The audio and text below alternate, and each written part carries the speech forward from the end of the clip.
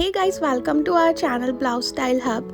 आज के वीडियो में आपको लेटेस्ट ट्रेंडिंग ब्लाउजेस के बैक नेक पैटर्न्स देखने को मिल जाएंगे।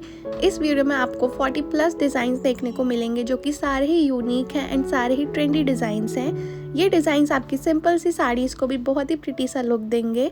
इस तरीके के डिज़ाइंस आपको काफ़ी स्टाइलिश लुक देते हैं। आप इनके स्क्रीनशॉट्स लेकर के रख सकती हैं एंड अपने टेलर को दिखा करके सेम ऐसे ही ब्लाउज अपने लिए स्टिच करवा सकती हैं।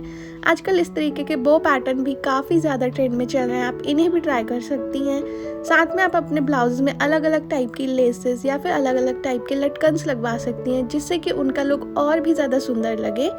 ऐसे ही और वीडियोस देखने के लिए आप ब्लाउज स्टाइल हब को ज़रूर से सब्सक्राइब करें एंड वीडियो को भी लाइक एंड शेयर ज़रूर से करें।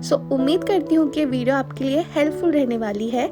मिलते हैं अपने नेक्स्ट वीडियो में, तब तक के लिए bye bye and thank you so much for watching.